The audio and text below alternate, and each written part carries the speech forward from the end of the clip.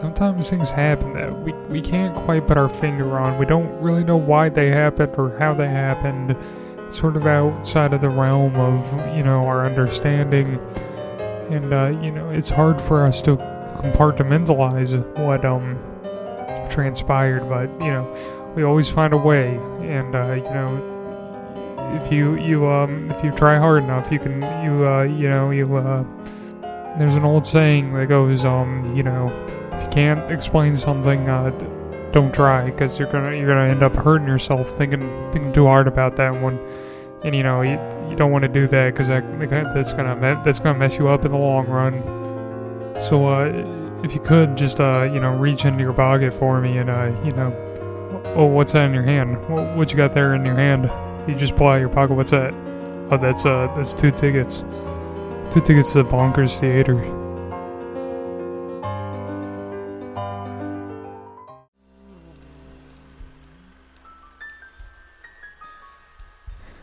David Carrol was a busy man. He'd wake at 5 in the morning, shower, brush his teeth, dry off, and get dressed, and then head to work. His commute was long and tiresome, stuck in bumper-to-bumper traffic. It would take him 2 hours of driving to barely arrive to work on time. When he arrived at work, he would clock in and start to work at the assembly line. He'd stare down the conveyor belt, waiting for the first batch to make its way towards him. This was the most exciting part of most days. He never knew the timing in which he'd see the first wooden boy pass into his view. David would wait with great anticipation for the first little wooden boy to come. Then suddenly the first little wooden boy came. He locked eyes with the wooden boys he had become all too familiar with. Those small wooden Indian boys. David never understood why they sold so well, but almost everywhere you went, whether it be a restaurant or a gas station, or just passing someone on the street, someone was bound to hand you one of the little wooden boys as a greeting. It had become more common than saying hello to someone. At least it was this way in the small city of India, Missouri. David's job was simple. As each little wooden boy came down the line, they would stop in front of him, and he would take his little paintbrush and place a single red dot on their forehead. Whenever the dot was placed, he would then pull a lever that would position the next boy in line in front of him. David had done this job for almost 5 years now, and had felt satisfaction in doing so. Although, something had worried David over the past years. He was afraid he'd become complacent. But what worried him more is that he was incapable of wanting anything more for himself. David had wished that he were able to dream of something more for his life, but he didn't know where to begin. The concept of dreaming was foreign to him. He had never wanted or sought after anything that wasn't immediately within his grasp. He lived day by day and moment by moment, never thinking or pondering of what's to come. The only time he ever finds himself with any anticipation is waiting for the little wooden boys to come down the line each morning, which they never fail to do. After applying the dots to hundreds, if not thousands, of the little wooden boys, a loud whistle sounded throughout the factory. This marked the beginning of the lunch break. David never packed his own lunch, because it required too much decision and planning. Thankfully for David, the factory had its own cafeteria. David enjoyed the cafeteria because it allowed for him to have a new lunch experience each day without ever having to think things over on his own. Today's lunch was Sloppy Joe's. David licked his lips eagerly in anticipation, or lack thereof, moved through the lunch line, exchanged Indians with the lunch lady, and sat down to have his lunch. David was just about to bite into his lunch when the doors to the cafeteria swung open. Immediately, everyone stopped chewing their food with their mouths open like they normally do, and instead were very aware of how much food they had moving around inside of their mouths. The cause of the doors swinging open was none other than the boss man. The boss man was a big and burly man who wore an expensive, big suit. 3 little men constantly followed the boss man around. One walking by his side to polish the jewelry that adorned the boss man. A second sat atop his right shoulder to lint roll the boss man's big suit. And a third that sat atop his left shoulder to pick expensive steak out of the boss man's teeth. The boss man walked up to the stage in front of all the workers enjoying their sloppy joes and leaned into the microphone that was up on stage. He said the 2 men sat upon each shoulder respectively on the floor, and they held hands with the other little man and skittered away. The boss man tapped into the microphone a couple of times before beginning. As you may know, we have created a large surplus of little wooden Indian boys, the boss man began. And as you may also know, he continued, most people at this point own multiple wooden boys and exchange them amongst each other throughout the day. The crowd nodded in agreement while eating their sloppy joes. And because in the great city of India, Missouri, we are exchanging the same wooden Indian boys amongst each other, and there is really no market outside of our city, he trailed on, reluctant to get to the point. There is no longer a need to continue production. The crowd nodded in agreement, eating their sloppy joes. What I'm trying to say is, you can all go home. We don't need you anymore. The crowd stopped chewing. What do you mean? Said one of the workers. Like we can just get paid from home until we need to make more little wooden boys? The boss man responded. No, I mean like you're all fired, like the whole factory is shutting down.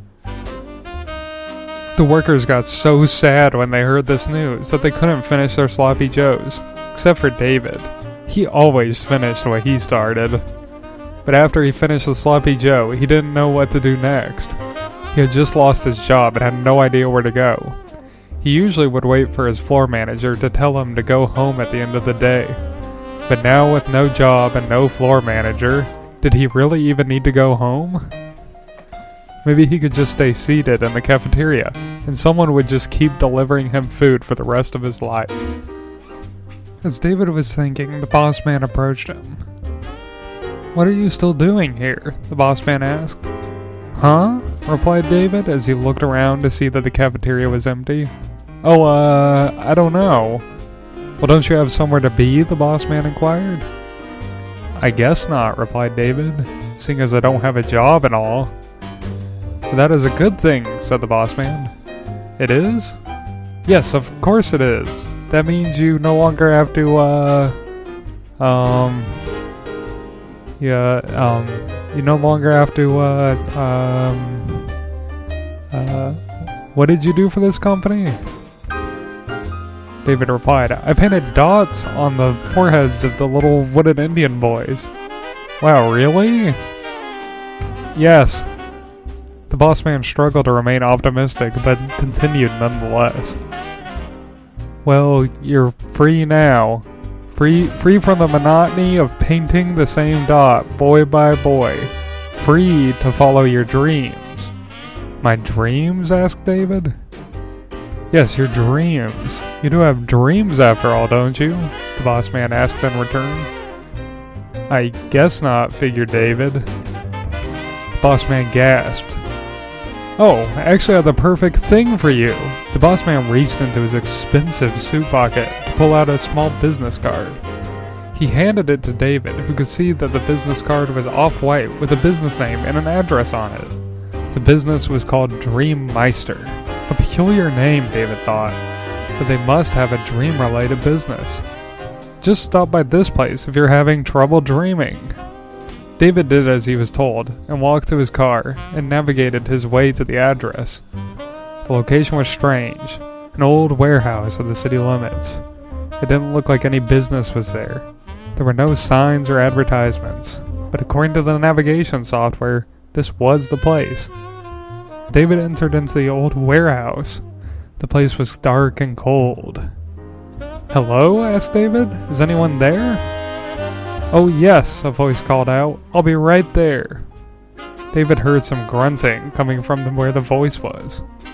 The grunting carried on for several seconds and didn't seem to be any closer to stopping. "Is everything okay?" asked David. "Can you hit the light switch next to the door?" the voice asked. David turned and saw the small light switch illuminated by the light coming through the door he had left ajar. "Oh yeah, I got it," David said as he flipped on the switch. He turned to a large stone column with a seat on the very top, centered in the giant, otherwise empty warehouse. The grunting continued, and David started to jog towards it. He made his way to the opposite side of the column to discover a small green man clambering down the side. He had skinny limbs with defined musculature, and a large belly that hung down past where his knees would be if he hadn't had his legs wrapped around the backside of the column. The small green man eventually made his way to the warehouse floor, where David could now see that the little creature's brain was exposed through a glass dome fixed to the top of his head. David could watch the withered gray brain twitch around for hours, but he didn't think that's why he was sent to this location. David exchanged Indians with the little green man, and then explained to the small man his situation. The little green man grabbed him by the hand. The little green man blushed and rubbed David's palm, assuringly. "I know why you were sent here now," said the little green man. "To the Dreammeister." "To see the Dreammeister." "The Dreammeister? Do you know them?" asked David. "Yes, for I am the Dreammeister," said the Dreammeister. "Oh, I see. So you are the Dreammeister," David replied to the Dreammeister.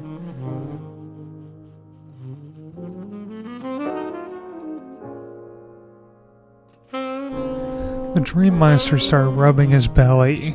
He took his little hands and moved them all around his belly, massaging it every which way you could think of, slipping his fingers, long and slender, around his belly button. He let out a nice little moan that made David blush.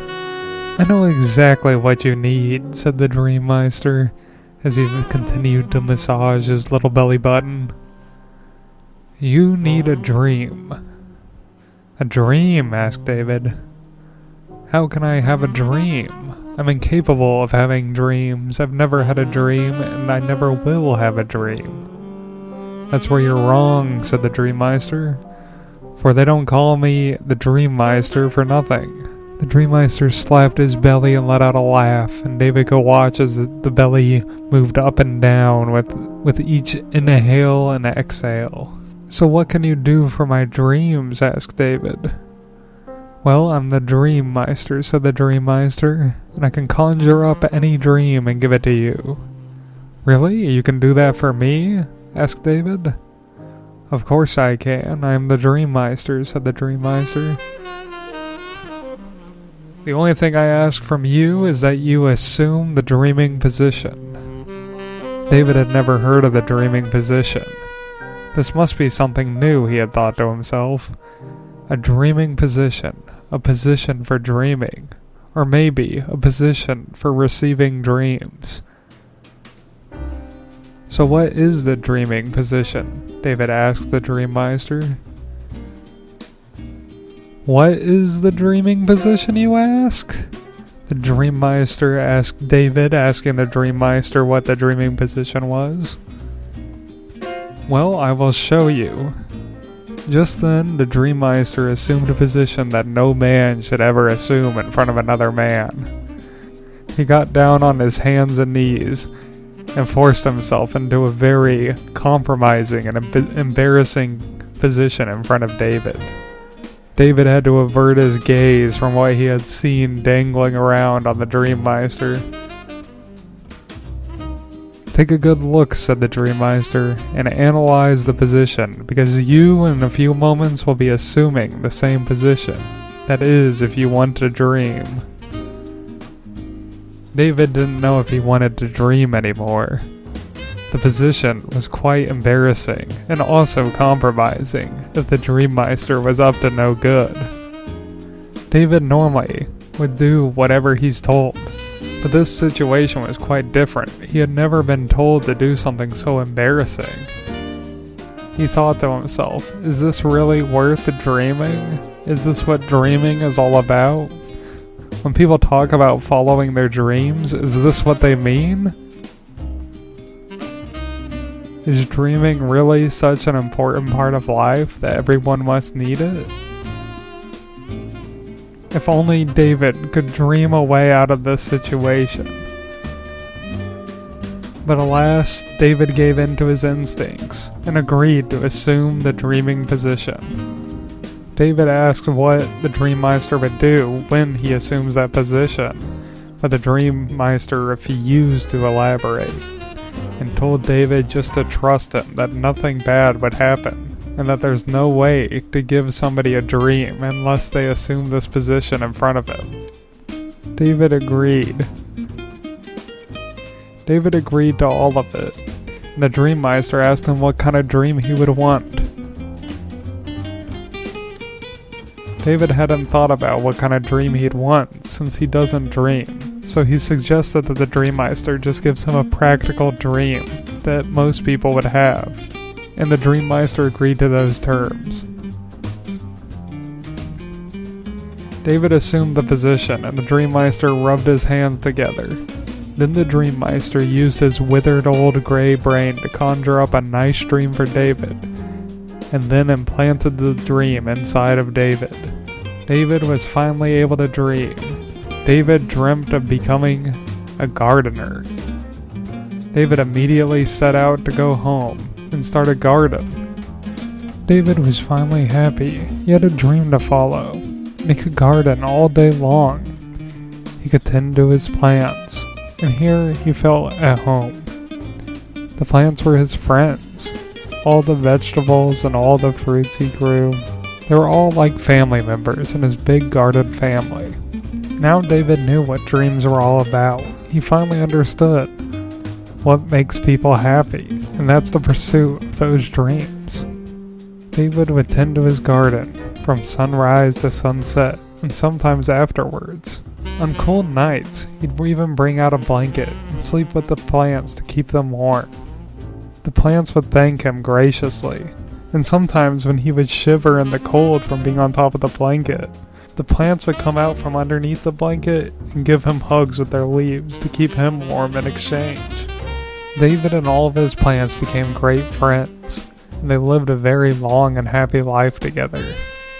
Many years had passed, and David had been living a fulfilled life with all of his little plant friends.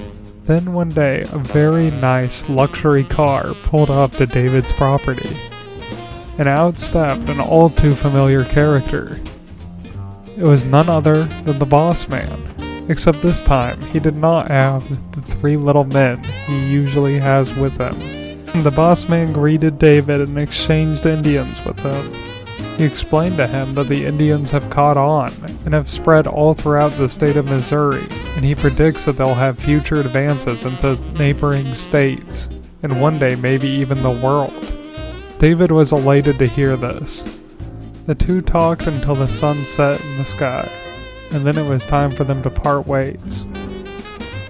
Before they left, the boss man had asked David about the Dreammeister and what dream the Dreammeister had given David.